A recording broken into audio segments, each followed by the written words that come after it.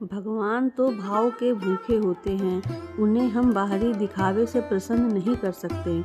उसके लिए सच्ची श्रद्धा होनी चाहिए। भगवान निश्चल प्रेम भाव पर रीझ जाते हैं। सुने एक ऐसी ही लड्डू गोपाल की भक्त की कहानी। एक बार एक औरत श्री कृष्ण की परम भक्त थी। उसके पास एक लड्डू गोपाल के विग्रह थे, जिसकी वह हर रोज सेवा किया करती थी। एक बार उसे तीर्थ यात्रा के लिए 1 महीने के लिए जाना था, घर से काफी दूर। उसने अपनी बहू, जिसकी अभी नई नई शादी हुई थी, उससे कहा कि मेरे तीर्थ यात्रा पर जाने के बाद तुम लड्डू गोपाल जी की सेवा करना। बहू कहने लगी, ठीक है माँ जी, आप मुझे विधि समझा दें, मैं पूरी श्रद्धा से उनकी सेवा करूंगी। उसकी सासू माँ कहने लगी कि बहू, सुबह सबसे पहले ठाकुर जी को स्नान कराना, उसके पश्चात उनको सुंदर वस्त्र, आभूषण, बांसुरी, मुकुट पहनाना, इत्र लगाना और उसके पश्चात ठाकुर जी को दर्पण दिखाना।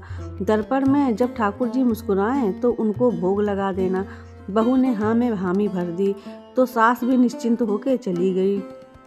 सासू माँ के तीर्थ यात्रा के जाने के पश्चात जब पहले दिन बहू ने श्रद्धा भाव से ठाकुर जी को स्नान कराया, उसके पश्चात सुंदर वस्त्र, आभूषण, मुकुट पहनाया, बांसुरी अर्पित की और फिर इत्र लगाकर ठाकुर जी को दर्पण दिखाया। उसे याद आया कि माँ जी ने कहा था कि जब ठाकुर जी का विग्रह मुस्कुराते हुए दिखे तो उन्हें भोग लगा देना, लेकिन उसे लगा कि ठाकुर जी का विग्रह मुस्कुरा नहीं रहा है। वह सोचने लगी कि शायद ठाकुर जी को मेरा किया श्रृंगार पसंद नहीं आया, इसलिए वह मुस्कुरा नहीं रहे हैं। ठाकुर जी को फिर से उसने नहलाया, श्रृंगार कराया, सारी प्रक्रिया फिर से दोहराई। बार बार यही उसने लगातार कई बार किया। ठाकुर जी मुस्कुरा नहीं रहे हैं। जरूर मेरे श्रृंगार में कोई कमी आ गई है। सर्दियों के दिन थे, लेकिन बहू बार बार ठाकुर जी को स्नान कराती जा रही थी और श्रृंगार को बदलती जा रही थी। आखिर में कई बार प्रक्रिया करने के पश्चात उसे लगा कि ठाकुर जी मुस्कुरा रहे हैं। 1 महीने तक लगातार वह ठाकुर जी की सेवा करती रही। 1 महीने के पश्चात जब उसकी सास वापस आई तो कहने लगी, बहू, अब से लड्डू गोपाल जी की सेवा मैं कर दिया करूँगी। बहू कहने लगी कि ठीक है माँ जी, जैसा आपको उचित लगे। अगले दिन सुबह सासू माँ ने ठाकुर जी को स्नान कराया और श्रृंगार किया, दर्पण दिखाकर भोग लगा दिया। रात को ठाकुर जी ने उसके सपने में आए और कहने लगे कि तुम मेरे स्नान और श्रृंगार की सेवा अपनी बहू को दे दो, क्योंकि उसकी सेवा में जो भाव है उसमें ज़्यादा मुझे आनंद आता है।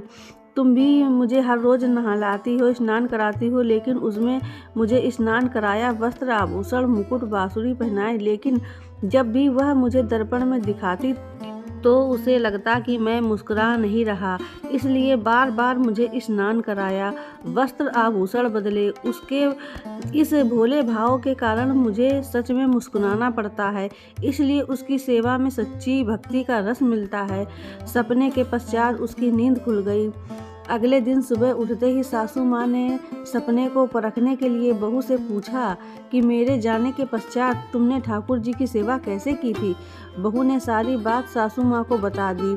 सास बहू से कहने लगी कि तू धन्य हो गई, तुम्हारे कारण मुझे सपने में ठाकुर जी के दर्शन हुए। और बहू से कहने लगी कि ठाकुर जी चाहते हैं कि तुम उनकी स्नान और श्रृंगार तुम्ही से वो करवाएंगे, ये तुम किया करो। यह कहते हुए सास ने अपना स्वप्न बहू को सुना दिया। इसीलिए तो कहते हैं कि भगवान की सेवा सच्चे भाव से करनी चाहिए, क्योंकि सच्चे भाव पर रीझते हैं, बाहरी दिखावे पर नहीं। तो बोलो लड्डू गोपाल की जय, वृंदावन बिहारी लाल की जय, बोलो राधे राधे।